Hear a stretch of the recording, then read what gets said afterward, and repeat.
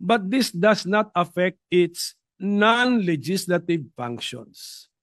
Conducting impeachment trials is most definitely not a legislative function.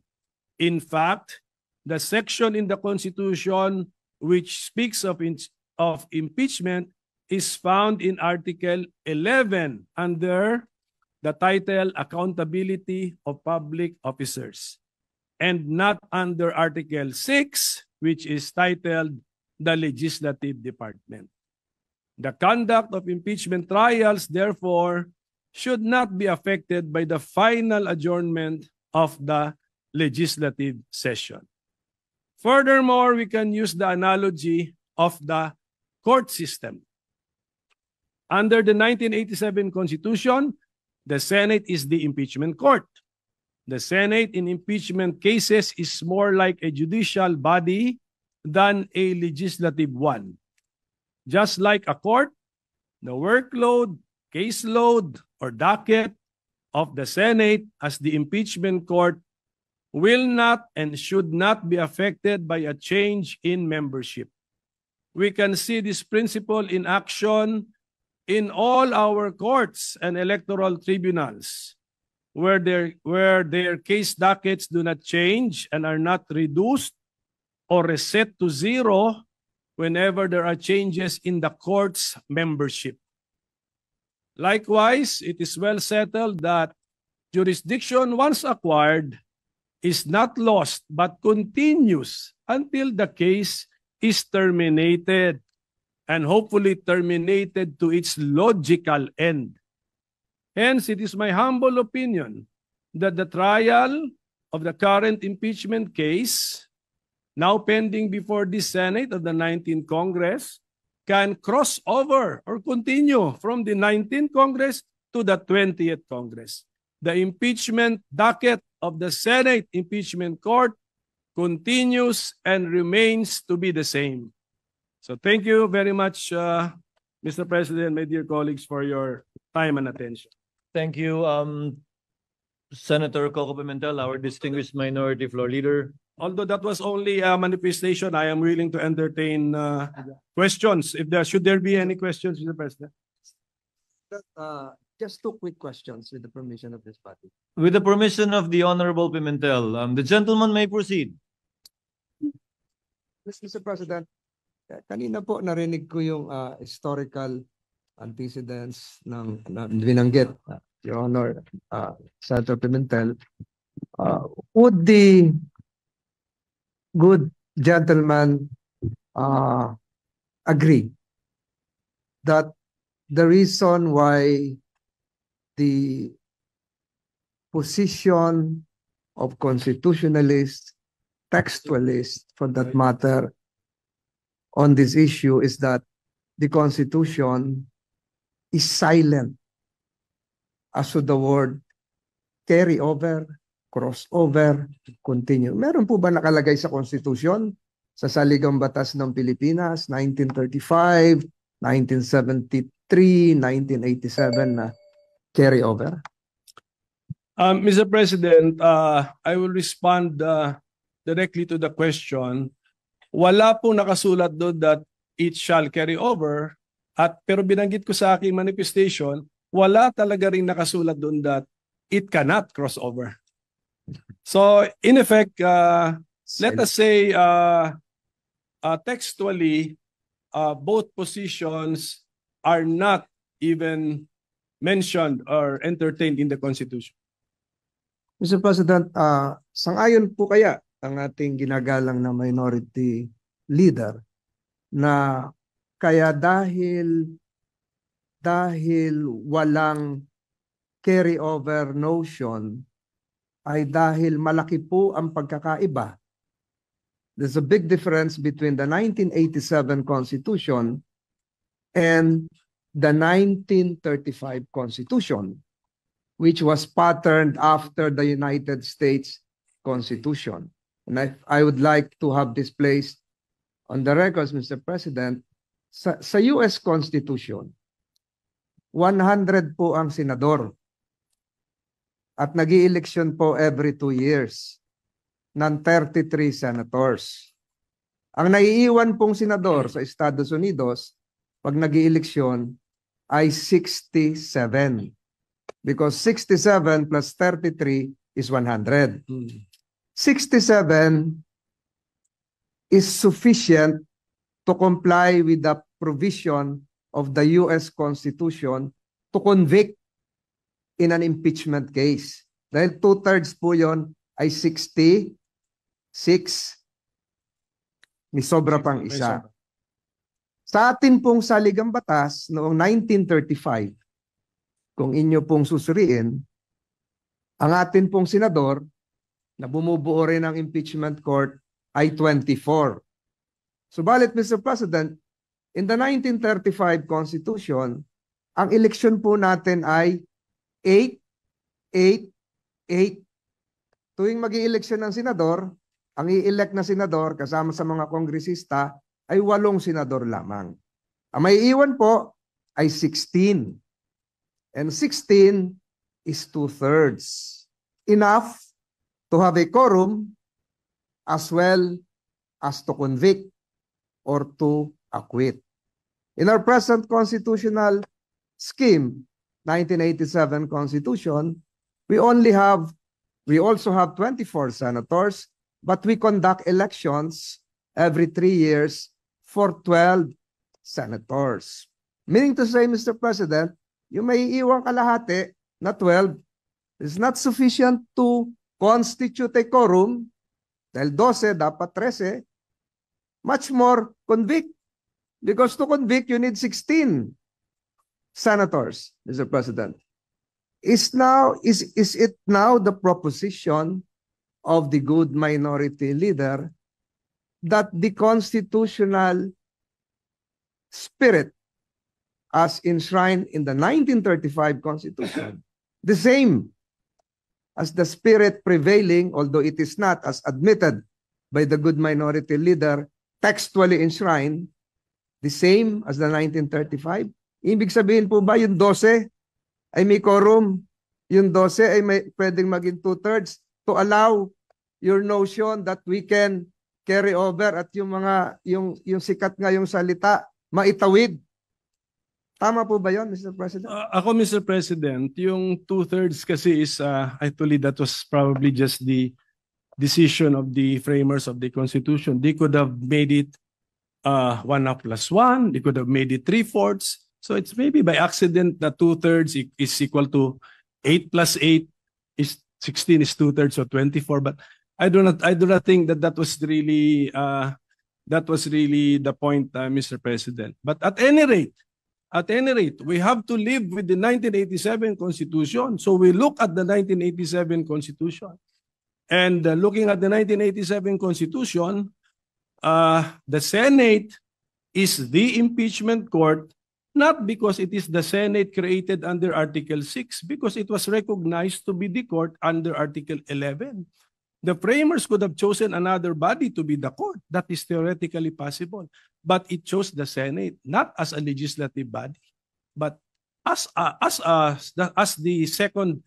a part of Congress, but not as a legislative body. So, yun po yung aking pagkaintindi. We have to live with the 1987 Constitution. We copied generally the idea siguro sa United States, but let's not be so beholden to their practices and rulings kasi iba na rin po, iba talaga ang sitwasyon natin. And I think textually speaking, my position is supported that although we keep on saying Senate, but this is not Senate as the other half of Congress, but this is the Senate chosen under Article 11 to be the impeachment court. So iba po ito. And then may paragraph 8 doon, sinabi, Congress shall also issue their rules to give life to the accountability of public officers. So, and we have done that. So, kaya ang aking stand actually is the Senate as an institution is the impeachment court.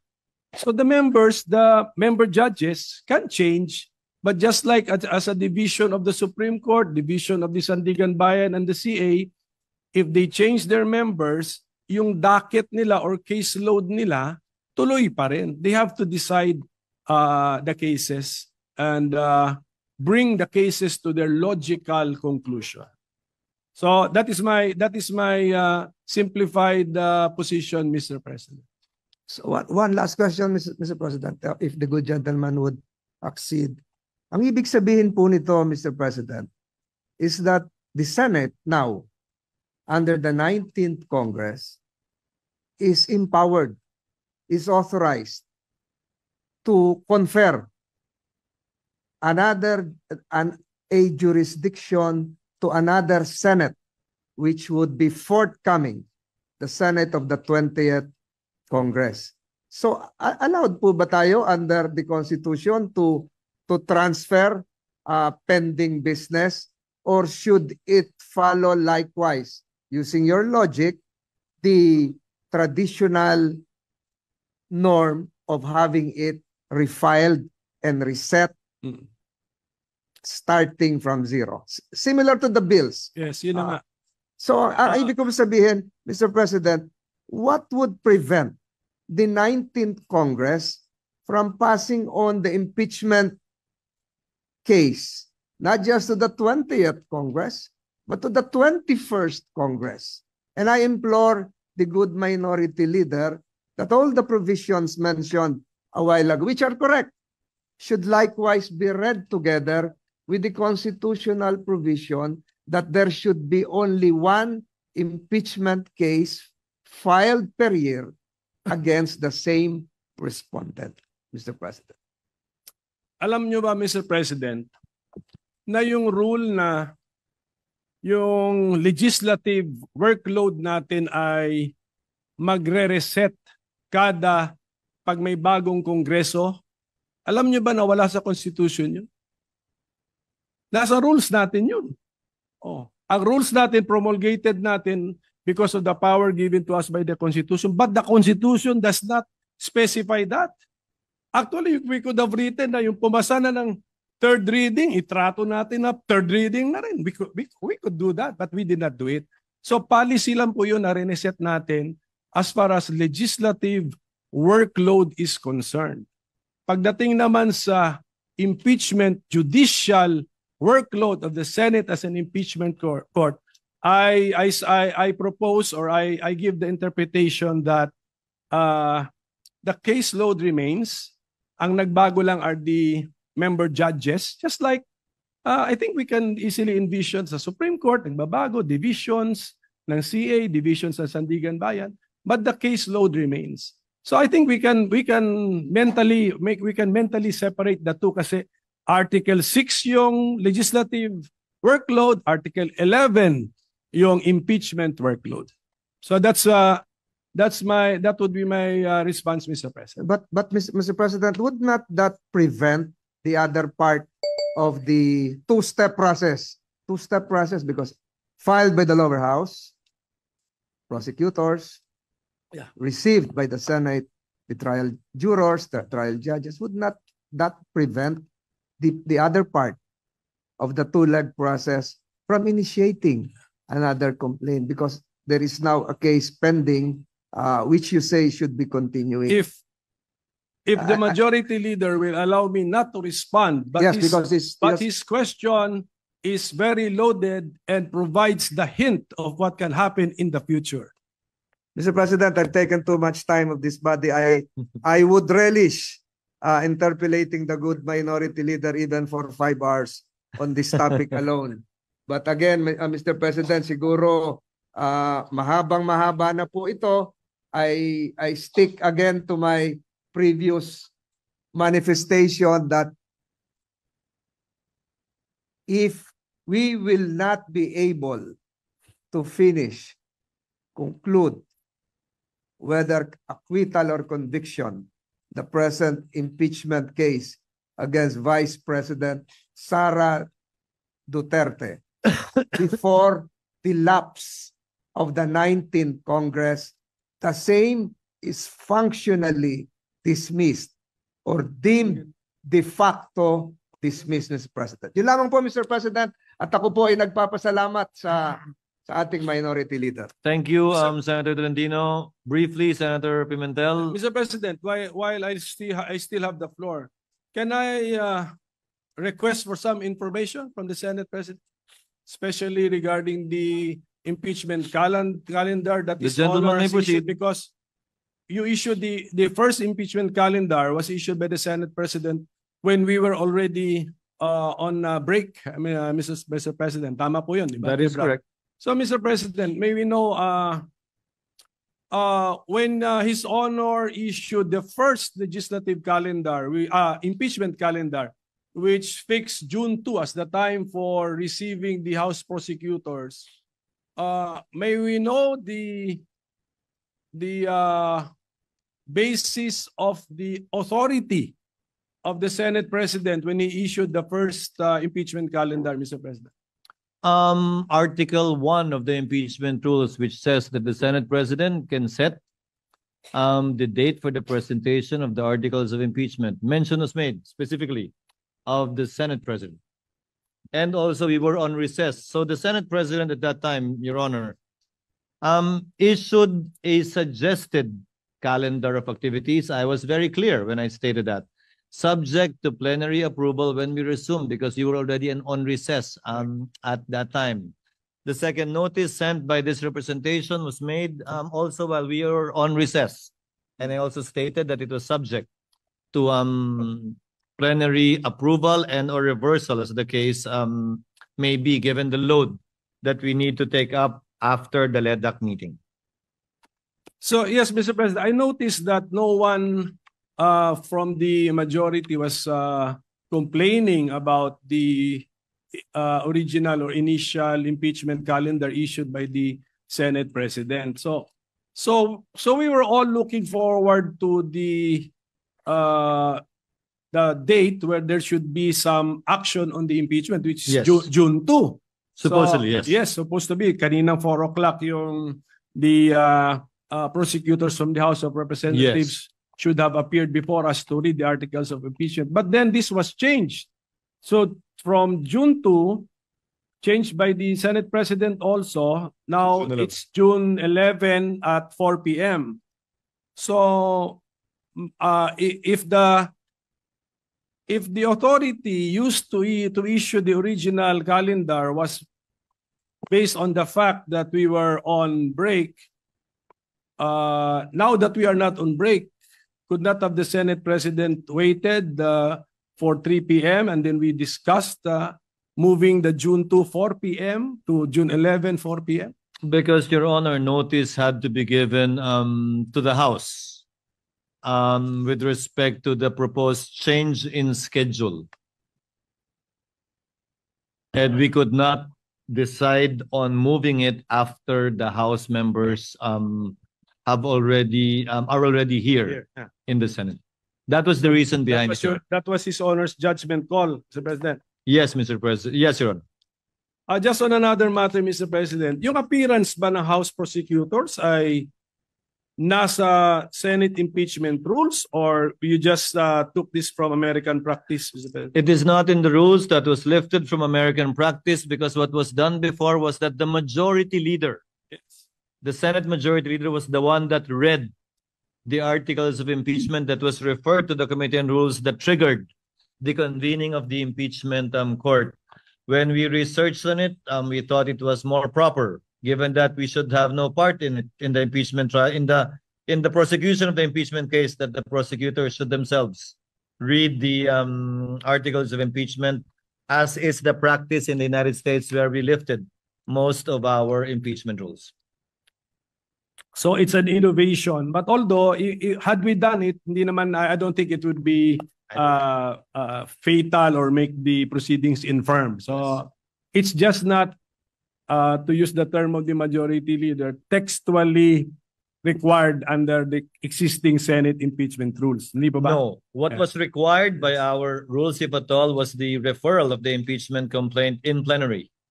Because mere filing with the Secretary General does not often by itself operate as the receipt by the Senate in plenary, given that, as with any communication, it has to be referred in plenary, officially by the Senate as a body. Mr. President. Sige, Mr. President. Mr. President, with the permission. Senator Tolentino is Minority recognized. What is Leader. your pleasure, sir? Would the loaded question of the good minority leader, if decoded, would mean that should the presentment be made before the Senate sitting as a plenary, or should the presentment be made before the Senate constituted as an impeachment court? Baka yun po yung tanong nyo. But it was the Senate President to research on American practice. How do they do it in the United In States? plenary, Your Honors, not as an impeachment court. Because again, mere receipt by the SecGen does not operationalize or start the process of impeachment. Any communication, and that is a communication from the House, must be referred by plenary to the appropriate committee for proper action. That in turn will now trigger, if at all, the convening of the impeachment court, where the regular processes would now be followed, such as the issuance of summons, etc., etc. May we know the rule, Mr. President, that it I'm should sorry? be? May we know what the specific rule is? That in the rules, or is that by practice or costumbre? Tingnan niyo ano rule. Under Rule 3, Paragraph 2, upon presentation of the articles to the Senate shall specify the date and time for the consideration of the articles. Yes, but So the articles need to be presented to the Senate. yes, but so your Honor is reading our Senate impeachment rules. Yes. Correct. So when we use the Senate in the Senate impeachment rules, we're talking about, we could be talking about the Senate as the impeachment court. Because We it's the have- Senate. And by virtue of the procedure in Articles 1 to 3, we have not yet convened the court, Your Honor. For example, succeeding rules in our impeachment rules, 4 onwards, would pertain to the Senate already as an impeachment court, because that is already the trial proper, beginning with the issuance of summons. Mr. President, the second sentence already contradicts His Honor, because it says, second sentence of that second paragraph of Rule 3, unless the Senate provides otherwise, it shall continue in session from day to day. Session na yan as court. Kasi until final judgment eh. Yun na yun eh. So, the use of, when we use Senate in the Senate impeachment rules, we refer to the Senate as the court. Mr. President, According to the Secretariat, Your Honor, the dividing line is when we take our oath as senator judges and convene as such. Because we will be wearing 2 hats, Your Honor. As senators, performing our legislative and legislative function, and as members of the impeachment court, performing our sui generis function. And these are 2 distinct, if at all, hats and functions that we would be performing. That's why we have to adjourn session and convene as an impeachment court, and vice versa if we want to revert back as a plenary. Well, Mr. President, ano na lang, for so as to Mr. President, our staff can revisit. Ito yung sentence natin, ano? Second paragraph of Rule 3 of the Senate impeachment rules. Upon presentation of the articles to the Senate shall specify the date and time for the consideration of such articles. Unless the Senate provides otherwise, it shall continue in session from day to day until final judgment shall be rendered, and so much longer as may in its judgment be necessary. So, are we using the word Senate in one paragraph in 2 concepts? One as Senate legislative body and the other as the court? I believe so, Mr. Correct. President, Your Honor.